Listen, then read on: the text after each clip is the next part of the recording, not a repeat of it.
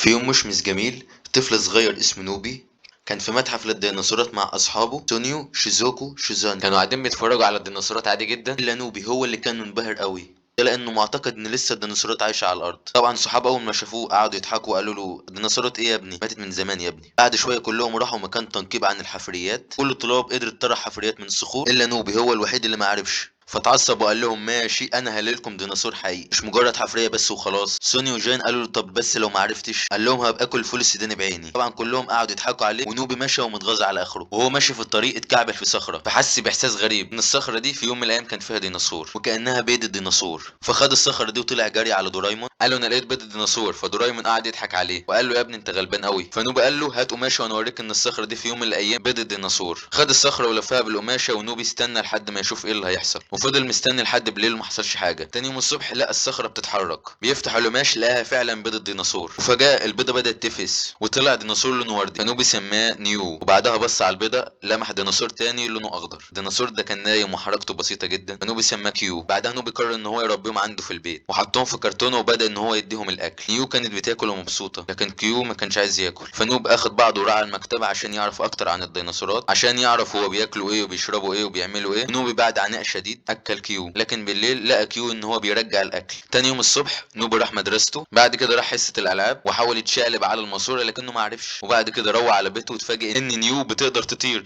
ولكن كيو ما بيعرفش. راح دورايمون عرض على نوبي اختراع وهو اسمه الديوراما. والديوراما دي عباره عن بيئه مصغره يقدر يتحكم في طقسها ويقدر يتحكم في التضاريس اللي انت عايزها، وده كله من خلال الكاميرا بتطلع نسخ مصغره من اي حاجه. وبعد كده بيصغر ديناصورات من خلال ضوء التصغير فيقدروا يعيشوا جوه الديوراما. نوبي اخد الكاميرا وبعد كده راح صور كل التضاريس اللي هو محتاج يحطها لحد ما قدر يخلصها. وبعد كده استمر كما هو. نوبي يروح المدرسه، وبعد كده استاذ يزعق له، وبعد كده يروح يحاول يتشقلب ما يعرفش. بعدها نوبي يرجع للديوراما مع الديناصورات عشان يلاقي ميو بتطير وبتلعب، لكن كيو مش عارف يطير خالص. اما دورايمون قال له على فكره نيو مش عارف يطير خالص عشان دول صغير واصغر من نيو. بعد كده اصحابه جم وقالوا له جبنا لك الفول السوداني معانا، حضر بقى نفسك لان هتاكل بيها. اليوم اللي بعد اصحابه جم وقالوا له حضر بقى عينك عشان جبنا لك الفول السوداني اللي هتاكل بيه. فبيبصوا لقوا فعلا في ديناصورات موجوده، فاضطروا يعتذروا له. وهم قاعدين ام نوبي كانت طالعه عليهم الاوضه، فنوبي اتخض لان امه ما كانتش تعرف ان هو عنده ديناصورات. قال له دورايمون الحق صغرهم بسرعه. فدورايمون قعد يدور على زر التصغير فما لقوش، لقى اقلام تلوين. اقلام التلوين دي تقدر تنقل الديناصورات في مكان تاني. بعد كده طلع على السطح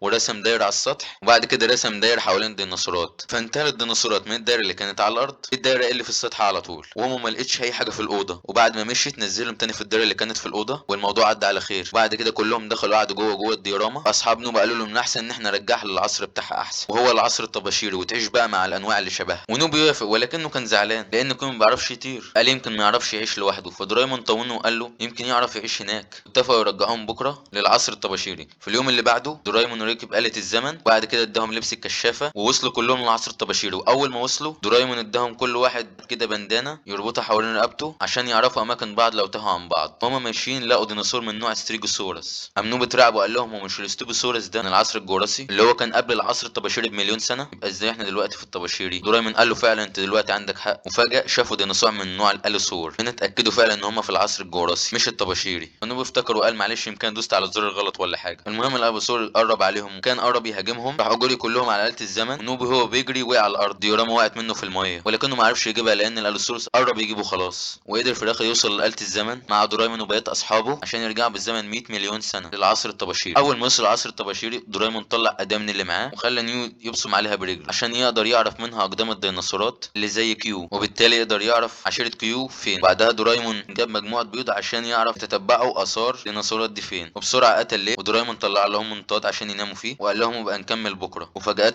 يظهر قرد غريب بيراقبهم من خلال الشاشات. في اليوم التاني طاروا كلهم سوا عشان يشوفوا مجموعه البيض وصلت لايه. لقوا مجموعه ديناصورات طائره بتهاجمهم، فحاولوا يكلموها فعرفوا اصلا ان هي مش بتحاول تهاجمهم، ان هي بتهرب من حد تاني. وبعد كده نزلوا على الارض وشافوا واحد اثار الاقدام اللي بيدوروا عليها. وهما ماشيين في الطريق طلع عليهم ديناصور احمر كبير كان عايز ياكلهم. دورايمون طلع من جيبه شوكولاته الصداقه، اي اتنين بياكلوها بيتحولوا لاصدقاء وبيكتسبوا نفس الصفات. حدف واحده الجاين وراح بسرعه اكل نصها، والنص التاني حدف على الديناصور وبعدها بقوا اصدقاء. بعدها جاين اكتسب نفس صفات الديناصور. ساعتها كلهم خدوا نفس الشوكولاته عشان يكونوا صداقه مع الديناصورات. سونيو اختار ديناصور اخضر، شيزوكو اختارت نيو، نوب اختار كيو. بعدها انطلقوا كلهم في البحث عن عشيره كيو ميو لحد ما وصلوا لاخر اثار الاقدام عند المحيط. فقرروا ان هم هم يتفرقوا عن بعض، يتقابلوا تاني خلال البندان. جاين وسونيو مع ديناصوراتهم في اتجاه، ونوب مع شيزوكو مع نيو وكيو في اتجاه تاني. نوب وشيزوكو وصلوا المكان فيه اثر عملاقه لديناصور. مره واحده نزل عليهم طائر ضخم احمر، هجم على كيو اللي حاول يطير، فهو حاول يبعد عنه فوقع في المحيط. نوب راح نط وراه في الميه عشان يلحقه، لكن الاتنين سوا وقعوا جوه الميه وكانوا هيغرقوا لولا الديناصور جه واخدهم وانقذهم ومشي بيهم. رماهم على جزيره ويبصوا فوق لقوا دورايمون وشيزوكو بيبصوا لهم من فوق وجاي لهم من خلال البندان اللي معلقين، وبيتمشوا كلهم سوا في الجزيره دي. اكتشفوا انه عشيره كيو ونيو عايشين في الجزيره دي، وهنا ميو قعدت تطير وتجاري بين الديناصورات دي، لكن كيو كان على عكسها تماما، وده لانه ما بيعرفش يطير. نوب قرر ان هو لازم يعلمه الطيران. فضل نوب وكيو يتدربوا سوا، نوب اتدرب على الشقلبه وكيو اتدرب على الطيران. الناحيه التانيه جون وساين استكشفوا المكان، وبعد كده وصلوا المكان فيه هياكل ديناصورات، والقرد اللي كان ظهر معانا قبل كده ظهر تاني على الشجره وتحول لخفاش. طار لحد ما دخل جوه جبل، لحد ما قرروا ان هم يدخلوا وراه. لقوا ديناصورات متنوعه محفوظه في زجاجات، فبيبصوا قدامهم لقوا الخفاش. كملوا جري وراه لحد ما لقوا قرد تاني، ومره واحده لقوا ديناصورات بتجري وراهم لحد ما زنقتهم عند الحيطه. طلع لهم القرد وقتل الديناصورين، وبعدها تحول لانسان. ضرب سوني وجاين بمسدس مخدر في ايده فاغمى عليهم في ساعتها، وبعد ما صحيوا من النوم لقوا نفسهم مسجونين في سفينه جوه المحيط، وفي ديناصورات بره القفص عايزه تاكلهم. فجت فكره لجاين تطلعهم من القفص ده، وهو انه ياكل الديناصورات اللي بره دي من شوكولاته الصداقه عشان يساعدوهم في الخروج. بالفعل قدروا يهربوا من السجن ووصلوا غرفه قياده السفينه، ولقوا الراجل اللي شافوه من شويه واسمه جيل، وهو كان واقف مع واحده، وقال ان نوبو واصحابه دخلوا جزيره فيها ديناصورات غريبه، انهم لازم يمشوهم عشان في نيزك على وشك يضرب الارض. فقرر سوني وجاين انهم لازم يروحوا يبلغوا اصحابهم باللي سمعوه. اثناء ما كان نوبو وكيو بيتضربوا سوا لقوا مره واحده نيزك ضرب الارض كلها، والارض كلها بدات تهتز. هنا دورايمون قال لهم ان في الوقت ده في الزمان نيزك ضربت الارض حرقها بالكامل وقضى على كل المخلوقات بما فيها الديناصورات، وفي خلال ساعتين بالظبط موجه من الحراره غبار هتملى الارض كلها وهتقضي على اي مخلوقات موجوده. فنوبو قال لازم نتصرف، قال لازم نرجع بالزمن عشان نمنع سقوط النيزك ده. في اللحظه دي نزلت عليهم سفن فضائيه من السماء، وهي اشخاص